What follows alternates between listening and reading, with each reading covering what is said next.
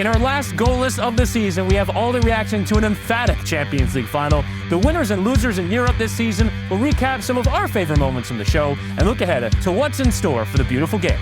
It's an absolute roller coaster of emotions, Witty. For the final time this season, let's go.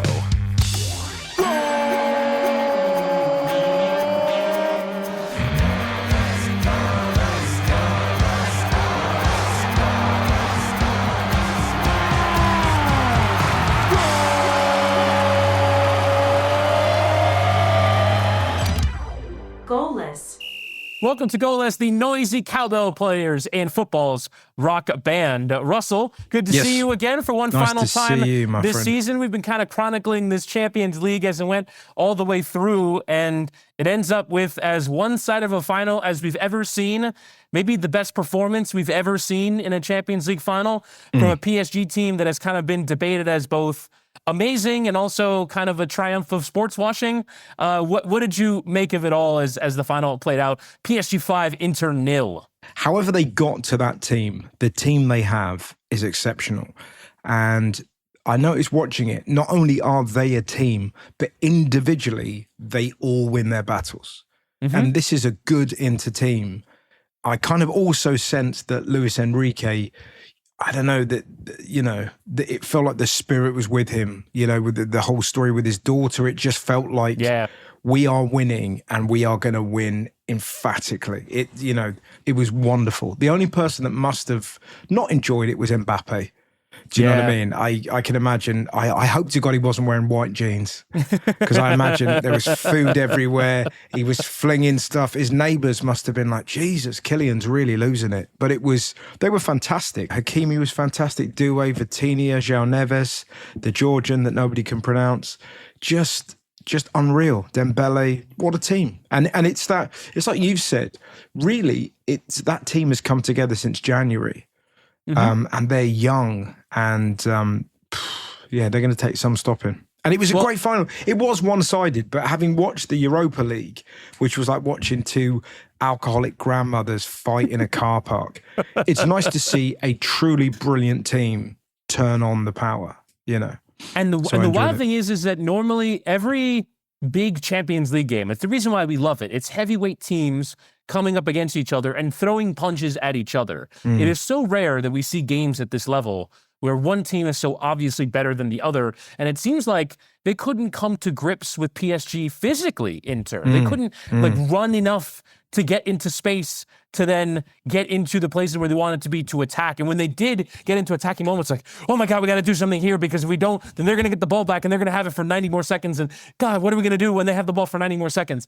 And it was just sort of that level of panic that you don't normally see from a team in a Champions League final. Normally you see Inter, a team that are so composed, can play in a variety of different ways, so overrun by this PSG team. And I do think it's kind of interesting the way that we got here, because you mentioned it's been basically since December, January. Dembele gets moved from a wing position to a center forward position, although sort of nominally. They kind of moved to the old false nine system that Barcelona used to play back in the day, where anyone can kind of play anywhere. And it was kind of funny to listen to the commentary, and they're kind of saying, oh, the right back is in a forward position. Can you believe it? But you watch PSG enough, and you sort of unwed yourself from convention. You're like, well, there are no positions. PSG have completely stretched any and all definition of what positions are. And that only comes from a group of players that all can defend, that all can control possession, that all can create chances, and all can finish chances. Every single player on the pitch, maybe bar the center backs, participates in a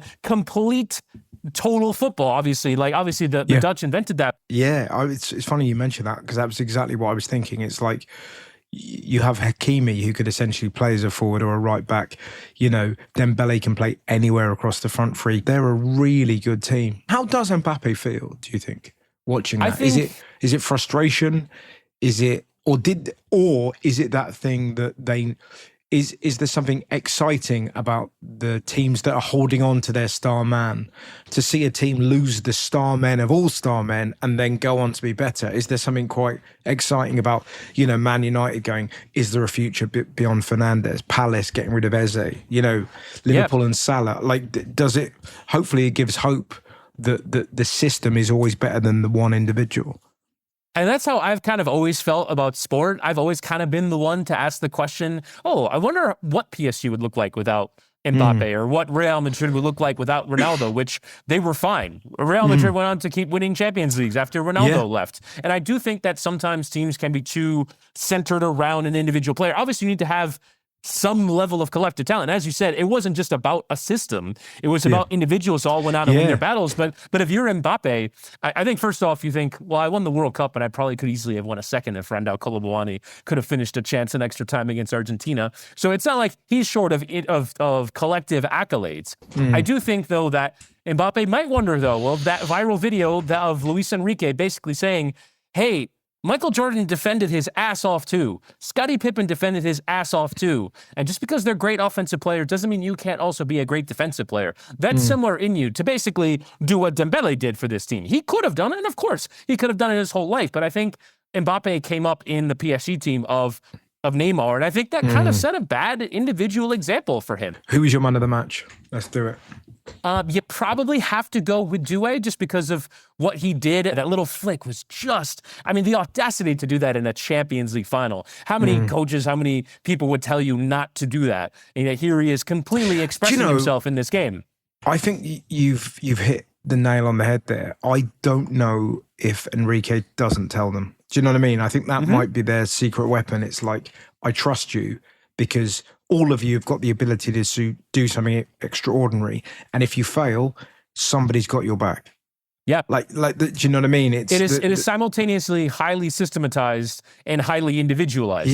Yeah. There's an incredibly well-drilled system in this team where everyone moves in coordination with one another. But ultimately, football comes down to who creates in the individual moments. And Doué and Kvaratskhelia are all players that can do that so phenomenally. Like 1 minute they're a jazz band, next minute they're dropping drones.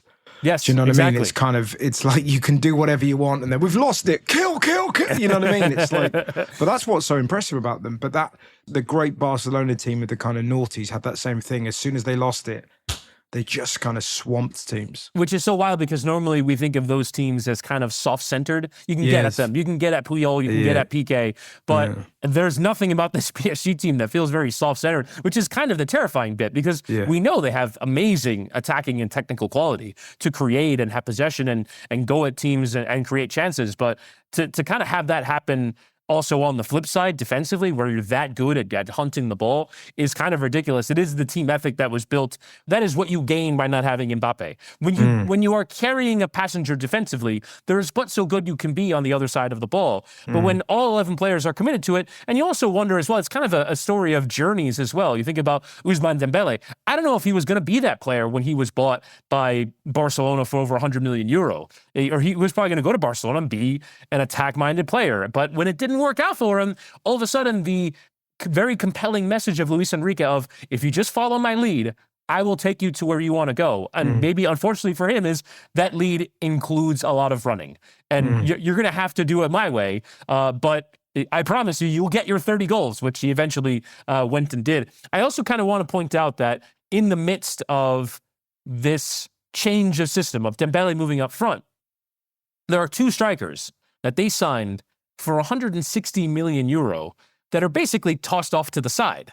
Randall Colomboani, who I mentioned earlier, could have scored the winning goal in the World Cup final, signed from Eintracht Frankfurt to PSG for 95 million. Gonzalo Ramos, who actually replaced Cristiano Ronaldo at the very same World Cup for a game, and he scored, I believe, either 2 goals or a hat-trick in a game for Portugal, then got signed by PSG for, I want to say 65 million. It could have been more. Both of them have had their turns at playing center forward for PSG. Luis Enrique kind of went, I'm not really having either of you, but there's still a ton of money, and there's still a lot of brilliant players in this team, but there's still a lot of money spent, particularly that front four. If you include Doué, Kvaratskhelia, Dembele, and Barcolo came off the bench, it's like $240 million worth of player. So they're still amazingly talented. They're just executing at an incredibly high level in the system. I think but the difference being they're bought for 240 million. They're probably worth 500 million now. Like that, right. But that's the difference. Every one of those players is now a level of individual star that will exceed what they were bought for. It's kind of like high level Moneyball, isn't it? Do you know what I mean? Yes. They'll probably lose a bit of money on, the two other strikers you mentioned, but fundamentally, they could still sell the team and be in the green. Yeah. Yeah, that Vitinha played very well again. Oh man, he's a really for 2 years now. For 2 years now, I watch him. I go, he's playing at a level that very few can. Especially when so much of the modern game is about sort of those number sixes. You see what Declan Rice gets bought for. You see what Rodri would go for now if he was on the open market. I think City bought him for 50 million, and that's an absolute steal now compared to what those number sixes that can physically and with the ball control a game. Our producer's asking a question I think is a very good one. Is this the start of a dynasty? Do you think that this is a team that can very easily win multiple bits of silverware? Well, yeah, because it feels like they're young or they're in their prime. You know, that Hakimi is absolutely in his prime. And, you know, any left-sided winger going up against him is going to have the game of their life to do anything. Donnarumma has been phenomenal this year. And also they've got that monkey off their back. They've won it now. So they don't have that they won't have the fear from the crowd of like, we're going to screw it up. Did you watch the other European finals? Yeah. The Chelsea one was fascinating. I thought Betis for a half were going to do it. I really did. I thought that they were the better side in that first half. They were the better side probably for 60 minutes. I remember watching before Chelsea's first goal. I think I said out loud, this Chelsea team do not look at it today at all. And you're wondering where is everyone? And then Cole Palmer hits that one cross, and that appears to have changed everything for them. So Chelsea win the conference. And then you already mentioned the two drunk grandmothers fighting it out in the Europa League final. Has there been a worse European Cup final ever than that? In terms of are they the two worst teams to have ever played in a major European final? It was. We'd have to go back and look through it, but it was terrible. It was terrible. I was imagining kind of what kind of foreign fans would think of English football. Do you know what I mean? Yeah. You could just imagine the world over going, "What? This is English football. This is they're just Well, and also probably the fan bases of the teams in their wake going, man, we couldn't beat this lot. If you're Lyon or Athletic Club even, who obviously dreamt so much of hosting that final in their stadium, you're going, man, we couldn't beat this match. We lost 7 to this Manchester United team. How did that happen? But I mean, for Spurs though, it's vindication for Ange. It's a trophy. It's Champions League football. Their season goes from disaster to, wow, there's a lot we can salvage from this in one game. Can you sack somebody if they've got you Champions League football?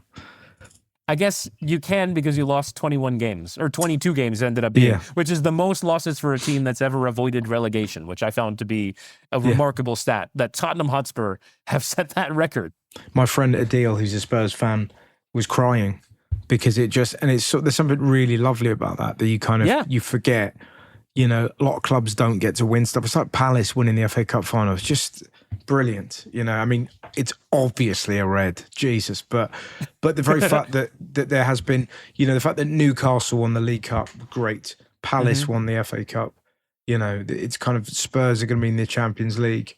I mean, obviously PSG winning a Champions League for the first time. PSG, even Napoli, even though they've won it for a second time in 3 years, only their 4th time ever in club history. And you can see in the celebrations that... No shit, is that right? Yeah, Napoli are kind of among the giants in Serie A, but they have very little history of winning. It's really only Juve, Inter, and Milan that have an actual, genuine history of winning. But for Napoli, it's their 4th ever time. You can tell in the celebrations, because I think the previous time they won it on the road, and so to win it at home in that stadium, the entire stadium was surrounded by flares. It was incredible. But yeah, I mean, there are a lot of first-time winners. McTominay, wins Serie A with Napoli first season, Harry Kane's first silverware of his career, One of the biggest shocks was, and I was only aware, I don't really follow Dutch football from the day to day, but the way that Ajax fell apart, my God, that's wild. 9-point lead with 7 games to go. And it's not like their opposition PSV were they won all 7 of their games, and so they were on their way. It's like they were also blowing results, and then Ajax were just that terrible. It's kind of wild to see a manager, Francesco Farioli, came in from Italian football, engineer a good season. They were on their way to winning the title, and in 7 games went from we're building around this guy to he's out. He left the club, and that is again I think that was kind of the theme of the last month of the season for me, was how quickly the narrative can shift from great to awful in one tournament, in 1 month. For Inter, it went from we're going to win the treble again to winning nothing. But what a season. It's been fantastic as ever. And also, here's the big thing. Certainly in England, the elephant in the room is still, what's going on with Man City? Were they under investigation? But do you know what I mean? That was one of our first GoalLess episodes. We're about to do like a retrospective on the year. I would say maybe episode 3 or 4 was we had a guest on, Sam Lee of The Athletic, breaking down the charges and what we were going to do about the charges. And it's going to come in January, it'll come in March, and like a whole other season has come and gone without us knowing anything. So we'll get to our predictions at the end of what will happen in the future. But I mean, for the moment, we have to treat Manchester City as if they're in next season's Champions League. But we don't know with 100% certainty that is going to happen. But after that look on our retrospective on the season, after the break, we'll turn back the clock and relive some of our favorite moments from the show rather than from the season. That's next.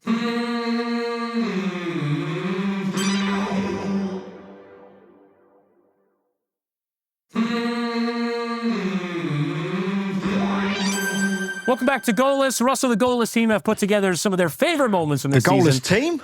Yeah, we got a team of people that work on this podcast. Yeah, Max, to be fair, has been working on overdrive for like an hour before the recording because producer Tim did not give him enough notice on these clips. Exactly. And so he's got to get grinding away through all the nonsense that we've talked for the last That's their relationship. 9 months to find the clips. Tell the world what's going on. We got a demonic Santa working that poor elf bastard. It's unbelievable. It's unbelievable what producer Tim has done to Max today. So let's wander down memory lane, starting with this moment from your pal, Russell, John Oliver, where we discuss how your mum sounds a lot like current Swindon town manager, Ian Holloway.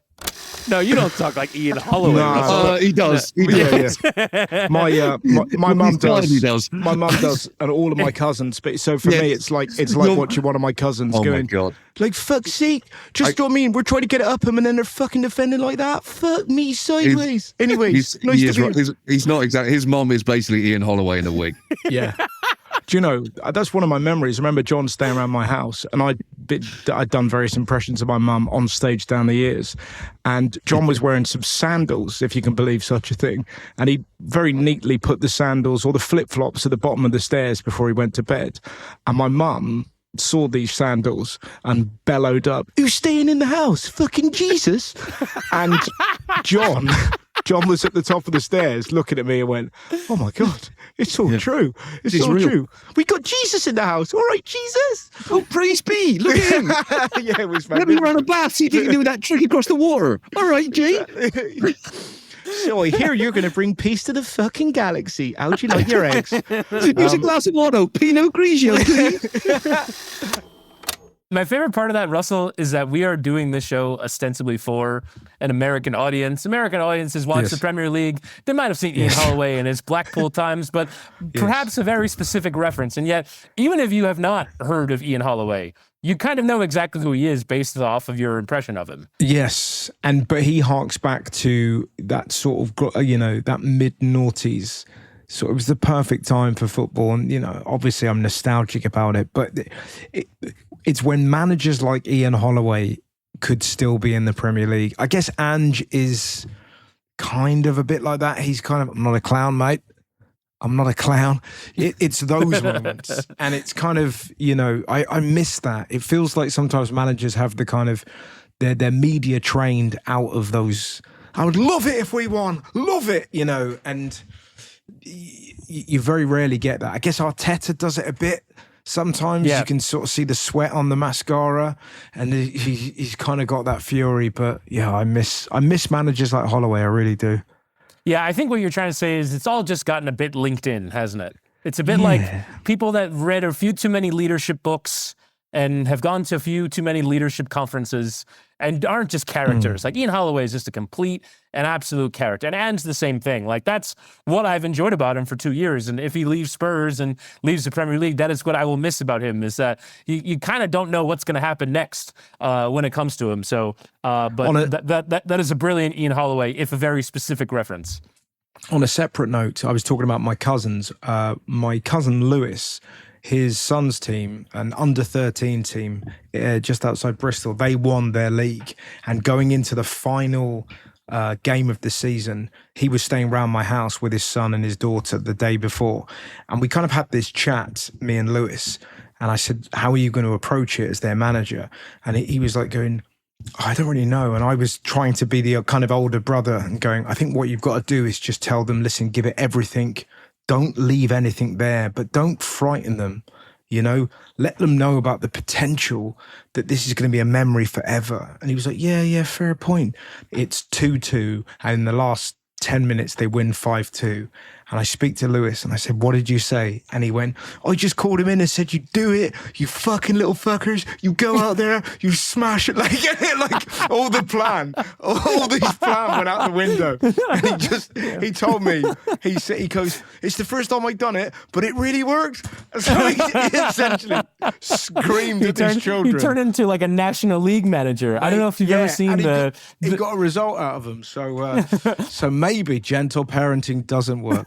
Another favourite moment for the team was singing Liverpool songs with our friend and exec producer on GoalLess, Will Arnett, particularly Whitty's valiant attempt to do Luis Diaz's song justice. Let's listen. My favorite is still is Ole, Ole, Ole. Oh, yeah. It's beautiful, that, isn't it? And there's something about that gesture. The new Luis Diaz song is fantastic. How does that go? How does Lucho. He came from Porto. He came to score. You haven't seen? Oh, it's like huge on. Continue. Come on, back yourself. He came to score. Came to score. Came to score. Scores. Luis Diaz. He's from Barrancas and he plays for Liverpool. Da da da da da. I don't know. It's to the tune of Bella Ciao. I don't know that one. What a great cut underneath. I made myself sound like a dickhead for 30 seconds. And he just goes, hearing I don't that. know it. Can you imagine? That would be the best heckle at a karaoke bar. Not one I've heard of. At the end, when you're done singing. Yeah. Yeah. I tell you, I had an experience. I was in a karaoke bar in Sheffield recently, and when you hear old northern men singing Arctic Monkeys songs, it really changes the feeling of the lyrics. Do you know what I mean? I bet that you look good on the dance floor. It's like,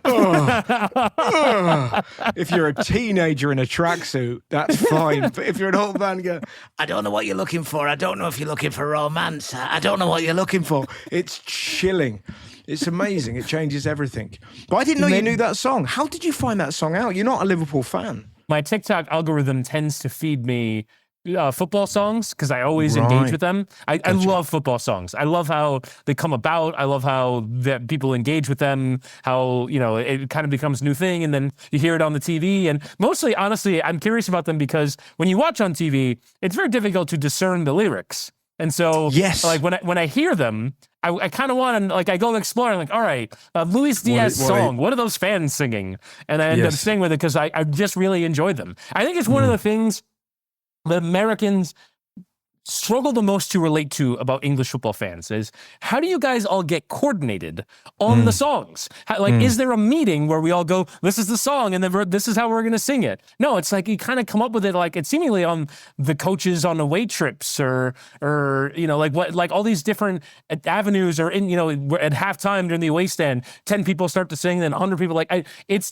think boggles the mind how Brits put together these songs. It doesn't make any sense. I think because there's no cheerleaders, nobody's shooting a T-shirt with a rocket into the crowd. There's nobody with an organ going, It's just deeply frustrated men who've spent a lot of money who start screaming and then somebody puts that to a tune. I think that's kind of, do you know what I mean? It's sort of, but it's weird. I remember there's a brilliant comedian called Glenn Wall, a Canadian comic, and he kind of made that point. He went, I remember this line he had where he went to my first soccer game, pleasantly surprised to see that you sing songs. And and it's so unusual if you've never, and they had this bit about, I didn't know it had to be specifics. Imagine the look I got when I laid down some Depeche Mode. There is that video, was it the Nike commercial where all the guys are singing Truly, Madly, Deeply?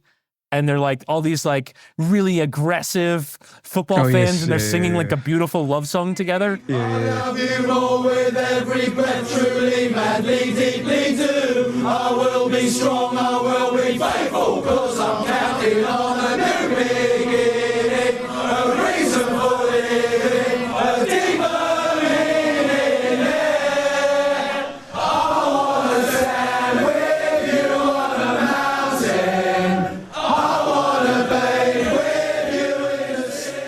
And it's like, it is such a, I think, complete cultural disconnect that your angriest men join together in song. It really doesn't make any sense. But you're so right. It's like, I got a sore throat last night. I was singing at some men. Like, do you know what I mean? It's just like, I was reaching for the high notes. Your love be everything that you need. But it's my favourite song, just because of how random it is. This is the Chelsea song. I love that because I don't know how they came up with it, but it's that, this speaks to boredom. The Chelsea official song is celery, celery. If she don't come, I'll tickle her bum with a lump of celery, celery. That's their song. They all sing it. That can't be the song. That can't be the song. Google it, my man. That's the song. Yeah, celery. That's unbelievable. Google celery now. Google celery Chelsea, please. All right, I'm on it. I know you're in a hotel and you don't want them going through your internet history, but it's fine. Just get rid of it. Go to private browser. All right. Well, we'll take a quick break, and when we come back, I'll have the Google results on Chelsea.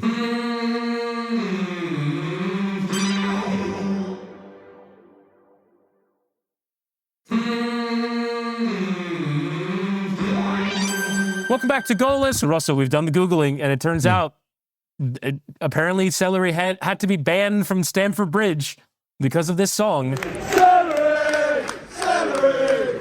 If she don't come, I'll tickle her bum with a lump of celery. So, yeah. Fucking hell, you were right about that. Of course I'm still I'm right. wildly confused as to how that came about, but there we go. I'll tell you how that came about. That was a 0-0 draw, and a pervert just started bellowing. That's how that came about. And yet everyone must have been like, celery. He's just there in the corner, celery, celery. What, you're right there. You're right there, Nathan. You have a celery. If she don't come, I'll tickle her bum with a lump of celery. So he's fucking mad, he is. Celery. It's quite catchy though, isn't it? Celery.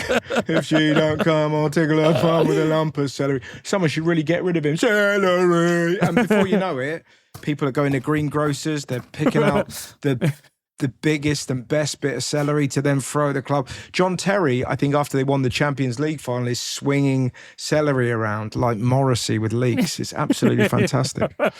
All right, we were supposed to be doing clips here. We've got another one here, mate. This next one is actually a favourite of mine. It's Rhys Darby telling a story about filming the movie Next Goal Wins and realising halfway through that he's telling a story he can't tell and then trying to get out of it by being as vague as possible. Then when we reshot the thing, because I had to get reshot because there was a certain actor that got a little bit cancelled. He was since uncancelling himself at the moment, I think. But I don't know the full details on that. Let's not go into it. But when I love digging small holes and leaving the dirt sort of right around Can it. you imagine if the news was that vague? It would be. Wouldn't that be wonderful? You're just going to go. It was just context clues. Yeah, You're just trying to figure out. Welcome News, to Hollywood. Justin. Something terrible's happened. I think you know who it is. I know. Here's the weather. That's a good one. Vague news. That could be a new show for us. There's a movie coming out. It's not looking very good, but I won't let you know which one it is. I wouldn't go and see it myself, but you never know. Yeah. Something for everyone, I guess. Some people do. Some people do. There you go, Reese. Just a bit of awkwardness around Armie Hammer. Absolutely. Can't say his name. Oh, was that who it name. was? Yeah, that's who it was. That's who it was. Okay. 6 months later, you go, and here's what it was. Yeah, right. Yeah, that'd be like the follow-up news show to the news show that we kind of came up with, which is 6 months later. It's sort of like the revealing of the crossword answers in the newspaper the next day. Now, one of the things we discovered this season is that Russell is really good at doing voices and accents. My favorite was you voicing a bizarre story earlier this year of when Bulgarian topside Arak Kaya held a minute silence for former player Petko Che before kickoff, only to discover the 78-year-old player was not yet dead. This is Russell in his best Bulgarian voicing Petko Che's reaction to being dead. Take a listen. I was 10 minutes late to watch the kickoff because I had a personal job that I'd rather not go into. Whilst driving home, my phone started ringing a lot. I parked in front of our house, entered the yard, and my wife greets me crying, shouting, Petko, Petko, they announced on TV that you have died. It is normal to spread a rumor here in the village, but they announced it in front of the whole football audience of Bulgaria. So many people called me, relatives, friends, acquaintances, and not so big acquaintances. The situation was not pleasant, but in the end, we have to be positive. No, we don't. You don't. Your friends tried to kill you. God, I love that. But in the end, What's we so tried great? to be It's positive. all his words. I love it. It's just even like near death and even being Bulgarian, he still speaks like a footballer would speak. Do you know what I mean? It's like but that is a man essentially describing a 10-0 defeat, but going, and at the end he goes, but next week we go again. We fix the defense, and who knows? It's just that. My God, what a thing! But in the end, you have to be positive. Press conference chat Oh, from a I dead love it. man. Oh, so great. Yes, I really enjoyed that. What a terrific story. And he's still with us. We should check that because this is a couple of months later. Yeah, let's hope he's still with us. Producers, come on, let's check he's still here. Yeah. Now, here is another one. There've been many impassioned moments from you this season.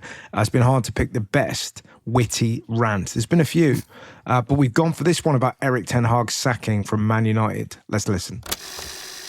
Let's get into some breaking news. It is the story that, frankly, I have been waiting for far too long. I have given way too many opinions about Erik ten Hag at Manchester United. And you might be thinking, Chris, you host a podcast that focuses on the Champions League. Manchester United played Champions League football last season, not this season. Hey, editor Max, start the diss track now. The rest of us are only surprised it took this long after another wretched run of results to start this season. It's ironic that since 2022-2023, the only team to concede more goals than Man United are West Ham. And you must say, this had been a long time coming. It is actually remarkable how poor Manchester United results have been. And it's easy to kind of forget that they are Manchester United, but they sit 14th in the Premier League table. This is Manchester United we're talking about, sitting behind Bournemouth, Fulham, Brentford, Forest, Brighton. And in some ways, Erik ten Hag's own lack of success allowed him to have more not success, because the standard has only lowered and lowered and lowered. The idea that not only did he continue after an abysmal season last year, at no point did Manchester United look like they were progressing under Ten Hag. They finished 8th. They had a negative goal differential. They scored 57. They conceded 58. Oh, I loved that.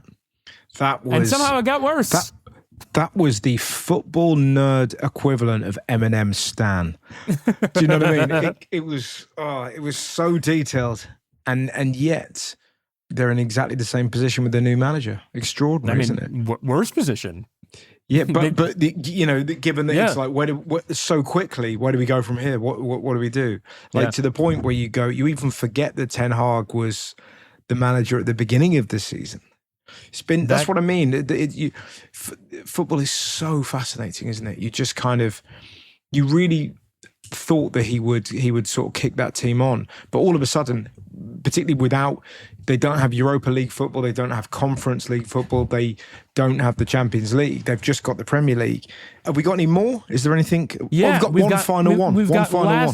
got one last one, Russell. Great. And we've had a lot of fun with the games, with the quizzes here on the show. Here's a favorite moment in a game we created called Two Brazilians and a Lie, which is the fake name. It was harder than we thought it would be. Lots of famous and funny names with themes. Take a listen to this one. Witty. Shit, fucks, and wanker. Brilliant. Again, I mean, no we're at the way. real. I'm just not having this. I'm just not having this. Shit, fucking wanker. Jesus Christ! Imagine that. Oh God. Just playing on a theme. Welcome to today's match of the day. So it's 3 at the back. Shit, fucking wanker. Hand job in midfield. Trombone is the holding 10. Number 10, fat labia and missing clicks. Okay, it's going to be a wonderful team. Three Jesus changes Christ. from the team that last played against Fluminense, with Arsenal dropping to the bench. So what were the names? So it's shit, fuck, and wanker. Right, Witty, what do you think, man? Go on. I'm gonna say fuck. I refuse to believe that that's the name of a footballer. That's my guess. It's wanker. Oh man! Wow. Is it like Fuchs, like Christian Fuchs? Mm-hmm. Oh man, that's unkind. That is unkind. You've done me again, Tim. There you go. Yeah, I love that. We still don't understand the quiz. Don't understand the game. I It really is enjoy just playing a vehicle for Tim to try and mess with me somehow. And it was quite effective. It was quite effective. I loved it. As it turns out. Well, I hope you enjoyed that as much as we did, but it was a real trip down memory lane. What a season it's been. And on that note, we should look ahead to next year. Let's do that. Yeah, it's gonna be wild as we say goodbye to last season. Let's look ahead to the summer transfer window and beyond. And looking at all these Premier League teams already kind of getting ready to load up. Your boys at Liverpool already got Jeremy Frimpong through the door. Florian Wirtz is the one that completely shocked me. I really thought it was either Bayern or City. Liverpool is a shock to me that your club are in for him. I know. It's insane, isn't it? There's clearly money to spend, and I think they're going to offload a few. But my God, yeah, who saw that coming? Florian Wirtz. I mean, we're spending a lot of money on him, but he's 22. And in the kind of PSG thing that I was talking about earlier, you know, if he does well, we'll probably be able to sell him for 150. So, you know, I think we'll make money off him if he does go to Bayern Munich in the future. It's a very cynical way of looking at it, but I've seen how you have to look at it, right? I've seen a lot of highlight reels of him, and he looks phenomenal. I'm just really surprised. I'm really surprised that Man City haven't gone for him. Apparently it came down, I mean, you never know. This is the thing about the transfer. As soon as the season ends, football fans are so desperate for any sniff of football crack. But I was reading some article, and basically the implication was that his family had gone to meet City, and they were less impressed with Guardiola and whether Guardiola is still going to be with City versus, you know, the Liverpool setup felt very kind of, you know, Arne Slot is like, I'm here. This is what I want to do. We won the league. We're going to go on. We're going to do this. We've got places. You know what I mean? He was more impressed. So by all accounts, kind of, it was the chat with Slot that got him over the line. And I think similarly with kind of Vincent Kompany at Bayern Munich, you're kind of like, you're not really a Bayern Munich manager. You won the Bundesliga, but do you know what I mean? You're with Bayern Munich. You should do that. So incredible, really. And apparently we're in for Kirkes as well. But what do you think about City signings? I mean, they've spent a ton. I think you look at Marmoush. I really liked him when he came in January. I was a little worried that talent wasn't going to translate, but everybody else hasn't really massively impressed yet, I don't think. And they're going for Reinders from Milan, who was terrific last season, had an incredible run of goal scoring, but I think to me he's a more natural replacement for Ilkay Gundogan. It looks like he's kind of getting on in years, so I can see him being there. Ryan Cherki, a very good creative player for Lyon, is linked. Ryan Aït-Nouri, the latest to be linked at left back. Not surprised. Coming over from Wolves. Really not surprised by that, but he's it's a lot of money though, Russ. It's a lot of money that they're spending in the wake of these charges. It makes me think that they've kind of got that one sewn up, you would think? Yeah, it must be. And Arsenal have got that Zubimendi, apparently. And it's the sort of strikers, really, isn't it? It's Osman, Šeško, and is it Gyökeres? But there's a German lad. It's like Eteke or something like that. Oh, Ekitike from Eintracht. Yeah, by all accounts. He's been very good. Very good for them as well. But this is what happens. It's a bit like football fans in England become a bit like, you know, sort of MILFs at a Spanish bar overhearing cocktails. Do you know what I mean? And it's like, we should try one of them Etatekes. Yeah, let's get, like, do you know what I mean? Yeah, but it is that thing. We've got nothing else to do, so you just you kind of want. And that. Also, seemingly from my vantage point on the other side of the pond, no concept for money.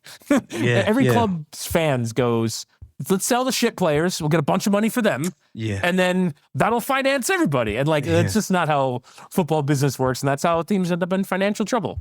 Yep. But Newcastle, I think because they made it into the Champions League. Yeah. I think at the very least to keep their guys. At the very least I think to keep they their will. guys. All right, so let's hear it. Let's hear your top 4 and your champion for next Premier League season then. Okay. Well, I think Liverpool should win. To play it safe, it's probably like Man City, Arsenal, Chelsea, I would say is my top 4 with Chelsea to win the League Cup, Liverpool to win the FA Cup, and I would say the PSG will win the Champions League again. I'm trying to figure out how not to go boring with this prediction. That's not what I mean. There's like a tiny part of me that wants to see if like Newcastle can make this interesting and they go and spend some money and are competing at the top end. I would say Newcastle, but aside from City and Arsenal, like City can't underperform like that again. I just can't see it happening, especially with Rodri back. Exactly. And I think Arsenal will get a striker and they'll have a few more kind of goals. And I just think Chelsea have got the beginnings of something there, but I also do think Newcastle. So I could easily see them kind of sneaking. I think the problem is for Newcastle again, it's playing that Champions League every week, and Crystal Palace, who were fantastic towards the end. But you wonder if they lose Eze, do they kind of start as they did last season, where it took them forever to get going, and then they eventually went on and won things. And if you're Palace, you want to throw everything at the Europa League. You don't know when you're playing in Europe again. Yeah. I feel like you'd want to give it a real go. I think Forest could really struggle next year. Like, okay, that's my interesting, wild kind of. I think Forest could get relegated next year. Wow. I think they're going to get raided as well. Yeah. And I think if they lose a few players, they're in real trouble. And I don't think Chris Wood will ever have a season like that. So that's my kind of crazy, it could happen. It could happen that Forest get relegated next year. So just to get my predictions on the record, I'll go for City to win the league. I'll go for Liverpool to finish second. Arsenal to finish third. And I guess I'll go boring and pick Chelsea to finish fourth.